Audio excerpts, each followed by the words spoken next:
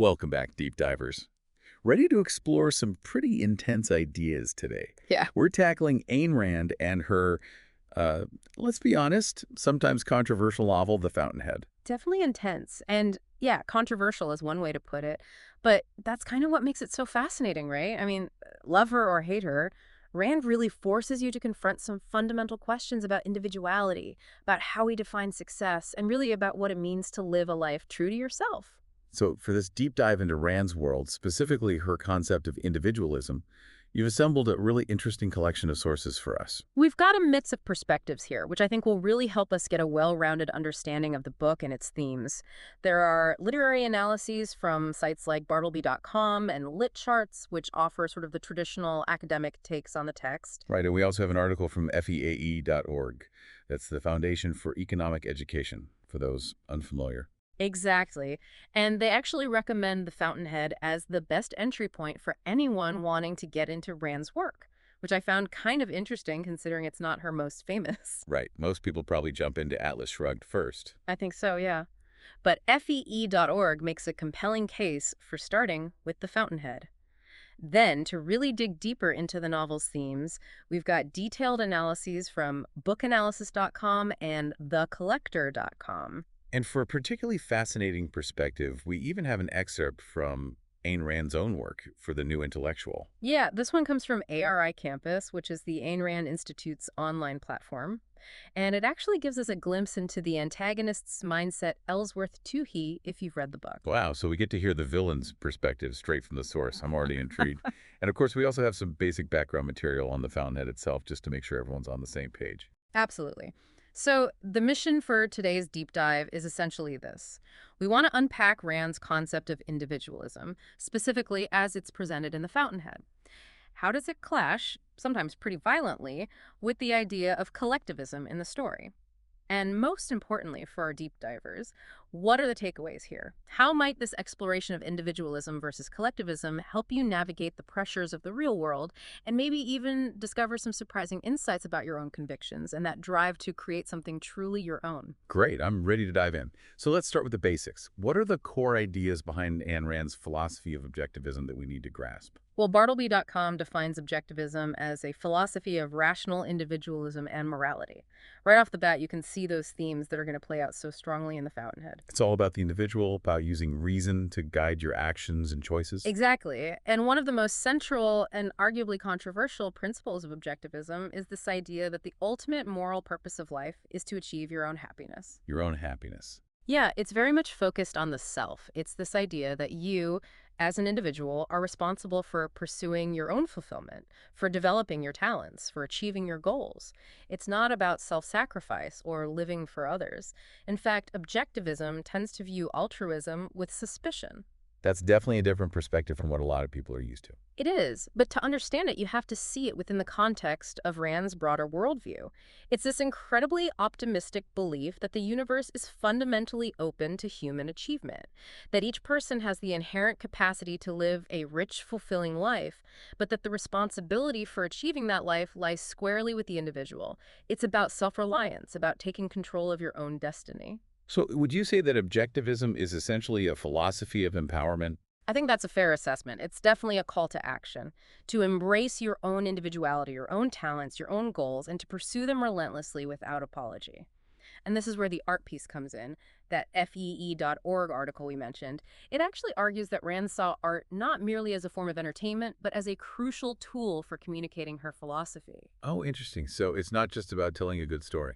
No, for Rand, art had a deeper purpose. It was about bringing those abstract philosophical ideas to life, about making them feel real, about showing people the potential of this individualistic, self-reliant way of being. Almost like a blueprint for living, but expressed through storytelling and characters. Exactly. And speaking of blueprints, let's talk about Howard Rourke.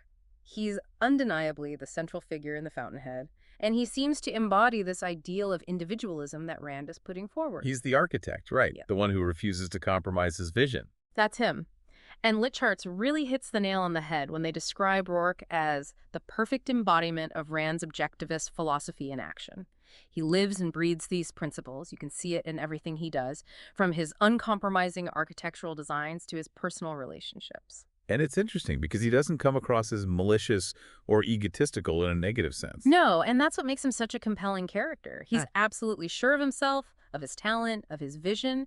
He operates from this deep-seated belief that by focusing on his own happiness, on developing his abilities, he will inevitably reach his full potential as an individual. And he does this completely unburdened by societal expectations or the need for external validation. He just doesn't seem to care what others think, as long as he stays true to his own internal compass. Exactly. And that's why he famously refuses to work with those architectural collectives, those firms where his designs would be subject to committee approval. Because for Rourke, that would be a betrayal of his principles. It would mean diluting his vision, compromising his artistic integrity to appease the lowest common denominator or cater to the whims of popular tastes. And Litcharts even quotes him defining true creators, those he calls egotists, as individuals who do, think, work, produce. It's that emphasis on individual agency, on the power of a singular creative force. Precisely. Rourke's architectural designs are never about blindly following trends or replicating what's already been done. They're driven by his own internal understanding of what architecture should be, by his own unique vision, which he refuses to compromise. Which, of course, makes him a target for criticism, right? As thecollector.com points out, his designs often provoke strong reactions precisely because they're so different, so unconventional. Absolutely. But he's completely unfazed by this criticism. He's got this unshakable belief in his own independent thought, in the validity of his own self-interest, and in finding the answers within himself, rather than relying on external validation. Yeah. You know, that PDF we have actually reinforces this idea of Rourke as a relentless pursuer of his own truth, a man driven by internal values and a burning desire to create something genuinely new and authentic to his vision. His whole journey in the novel is essentially about this radical self-assertion, about defying those pressures to conform and staying true to himself no matter the cost.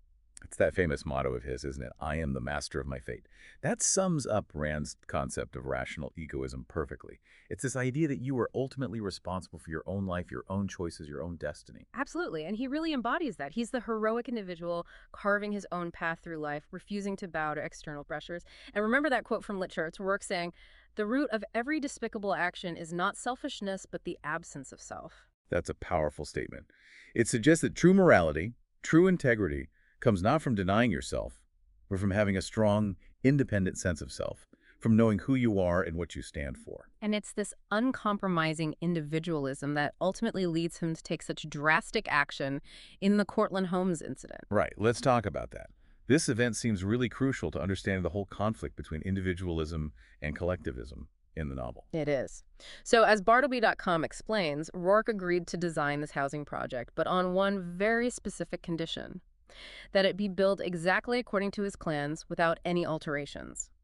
His motivation wasn't about personal gain or recognition. It was about creating something that met his own exacting standards of architectural excellence, something that was both aesthetically beautiful and functionally sound. He wanted to see his vision realized in its purest form. Exactly. And to ensure that, he even had Peter Keating, the architect overseeing the project, sign a legally binding contract stipulating that the construction would adhere precisely to his designs. But we know that things didn't go according to plan, right? No, they didn't. The insidious influence of Ellsworth Toohey, the novel's antagonist, and his network of allies, managed to subtly undermine the project.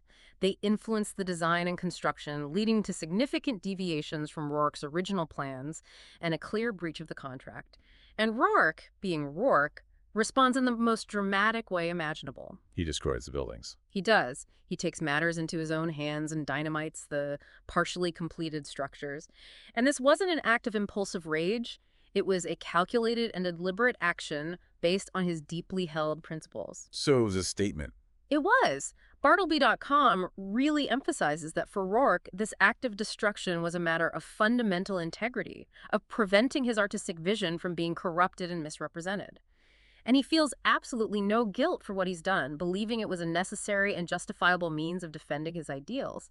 And even his decision to represent himself at the subsequent trial and his choice of an unsympathetic jury, it was all part of a strategy to confront society's collectivist mindset head on. He basically puts objectivism on trial. He does. And the fact that he ultimately wins, that he's acquitted, is presented as this symbolic victory for individualism. The Fountainhead themes and analysis even go so far as to call this trial the ultimate demonstration of Rourke's right to maintain the integrity of his creative work and a powerful platform for Rand to articulate her views on individualism and artistic freedom. So Rourke is this unwavering champion of individualism. But to understand that more fully, we need to look at the characters who represent a very different way of being in the world. Let's talk about Peter Keating. How does his character contrast with Rourke's? Well, the PDF we have describes Keating as someone who achieves what most people would consider success. He rises to the top of his profession, he gains recognition, he has wealth. But he does it all by compromising his own values, by manipulating others, and by constantly seeking external validation. So he's driven by a desire for approval rather than a genuine passion for his work. Exactly, and that's the key difference between him and Rourke. Keating embodies the collectivist mindset. He's always looking outward for direction, for affirmation.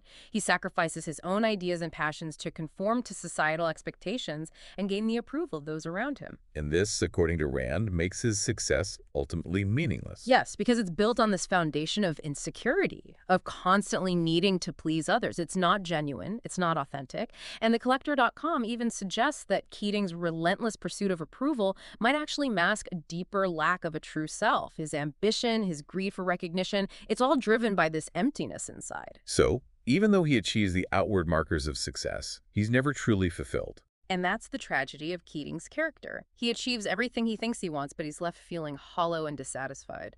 Because, as the Collector.com points out, his motivations are all external. He's not driven by a love for architecture itself, but by the rewards that come with success in that field. And the PDF further emphasizes his lack of genuine self-reliance.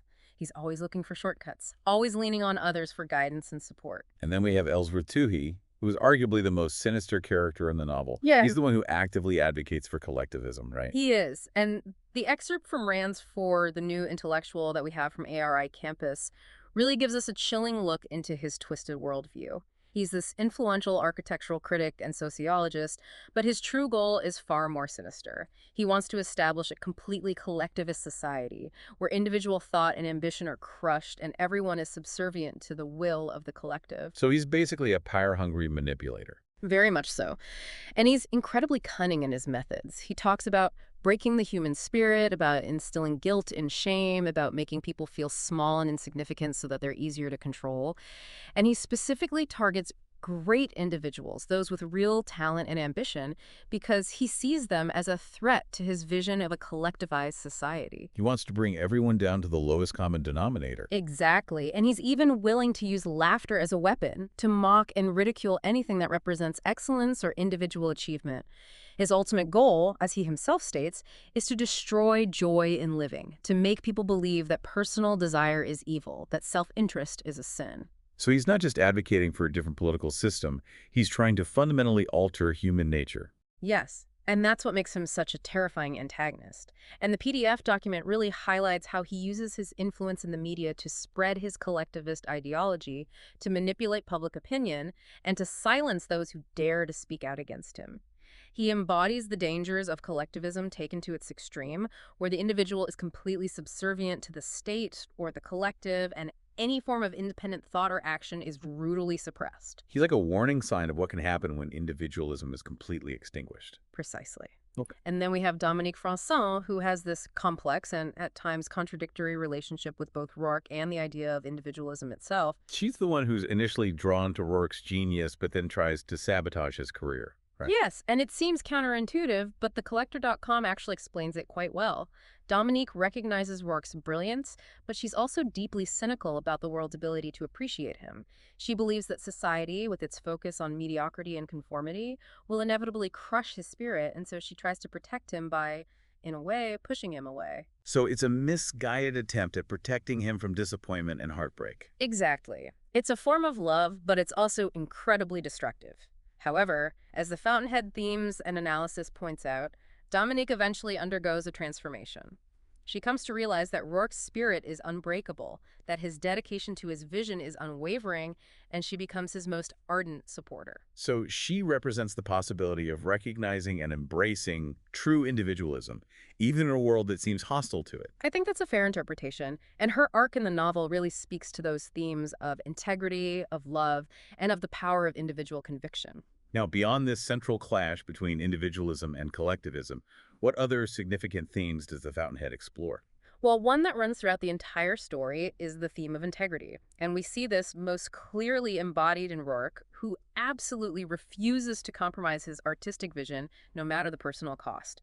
The novel really emphasizes the importance of standing by your principles, even when facing immense pressure to conform. It's about being true to yourself, even when the world seems to be telling you to be someone else.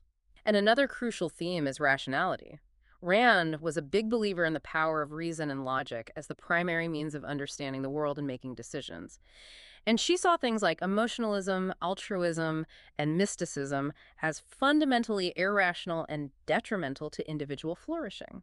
So it's about thinking for yourself, not letting your emotions or the opinions of others dictate your actions. Exactly. And there's also this really powerful theme of the passion for one's work. You see this so beautifully illustrated in Rourke's almost spiritual connection to his architecture. It's not just a job for him, it's an expression of his very being.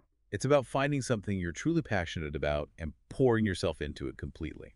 And the Fountainhead themes and analysis actually highlights how the novel emphasizes the importance of honesty and courage in expressing yourself through your work, whatever that work might be.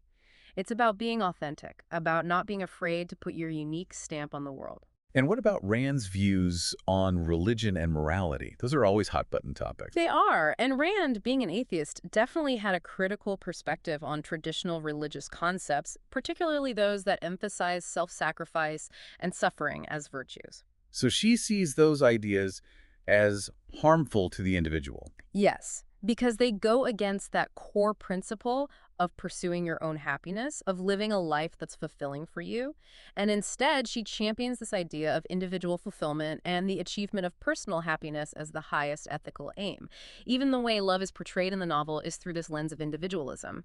It's not about sacrificing yourself for another person. It's about finding someone who respects your individuality, who encourages you to pursue your own goals and passions. So it's a very different kind of love story. It is, and the novel suggests that true love, when it's based on this mutual respect and a shared commitment to personal excellence, can actually help individuals reach their full potential. Now, I've noticed that the Fountainhead seems to be full of symbolism. What are some of the key symbols that Rand uses, and what do they represent? Oh, there are so many. I mean, skyscrapers obviously play a huge role. They represent human ambition, the drive to create something monumental and lasting, and they symbolize the triumph of individual vision over conformity, especially in the context of Rourke's work. And what about nature? How is that used symbolically?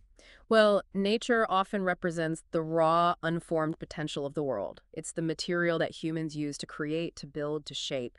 And Rand seems to be saying that it's through individual effort and ingenuity that we transform this raw potential into something meaningful and beautiful. So it's not enough just to exist in nature. We have to actively shape it, create something from it. Exactly. And then you have granite, which Rourke frequently chooses as a building material. It symbolizes strength, permanence, and unwavering integrity, just like Rourke himself. And crowds, on the other hand, are often used to symbolize the opposite. They represent the pressure to conform, the stifling force of collectivism, and the danger of losing your individuality in the mass. And what about specific buildings? Are there any that have a particular symbolic significance? But definitely, the Stoddard Temple, which was a project that Rourke initially designed but was then corrupted by committee and public opinion, is a really powerful symbol of how individual vision can be distorted and destroyed by the forces of collectivism. And then you have the Banner, the newspaper run by Gail Wynand, which symbolizes the power of the media to shape public opinion, for better or worse. And how does all of this fit into the historical context in which The Fountainhead was written? Well, the PDF reminds us that the novel was published in 1943, right in the middle of World War II, and during a time when collectivist ideologies like communism and socialism were gaining significant traction around the world. And Rand, having personally experienced the horrors of Soviet Russia, was deeply opposed to these ideologies. So The Fountainhead was, in part, a response to the political climate of the time. It was a passionate defense of individualism, of capitalism, of the importance of personal freedom and limited government. It was a direct challenge to the growing influence of collectivist thought. So it was a very politically charged novel. It was, and it remains relevant today, even though the specific historical context has changed. Those fundamental questions about the role of the individual in society, about the balance between personal freedom and collective responsibility, those are still very much alive. Absolutely. So as we wrap up this deep dive into Ayn Rand's The Fountainhead, I think the key takeaway is this. Rand presents a very powerful and uncompromising vision of individualism through the character of Howard Rourke. He's this unwavering champion of personal integrity, creative freedom, and the pursuit of excellence. And she contrasts his approach to life with the collectivist tendencies of characters like Peter Keating and the manipulative schemes of Ellsworth Toohey. And for our listeners, for you deep divers out there, I think this exploration of individualism versus collectivism really challenges us to examine our own beliefs about how we want to live our lives. It asks us to consider how we balance our own personal aspirations with the demands of society and whether we're willing to stand up for what we believe in, even when it's difficult, even when it means going against the grain. Rourke might be an extreme example, but he definitely forces us to ask ourselves, what kind of architectural blueprint are we using to build our own lives? Are we designing something unique and true to ourselves, or are we just following the crowd? And remember that quote from Rand that you mentioned earlier about how the root of all evil lies in the absence of self. I think that's a really profound and challenging idea to consider because it suggests that a strong sense of self, of knowing who you are and what you stand for, is not just important for personal fulfillment, but also for resisting manipulation and the kind of moral decay that Toohey represents in the novel. It is challenging because it really flips the script on what a lot of people consider to be good or moral behavior. It's not about self-sacrifice, it's about self-actualization. It's about embracing your individuality and using it to create something meaningful in the world. So our final thought for you to ponder is this. What kind of building are you striving to create in your own life? What are you passionate about? And are you willing to fight for it, to defend your vision, even when it's unpopular? That's something worth thinking about. Thanks for joining us for this deep dive into Ayn Rand's world. We'll see you next time.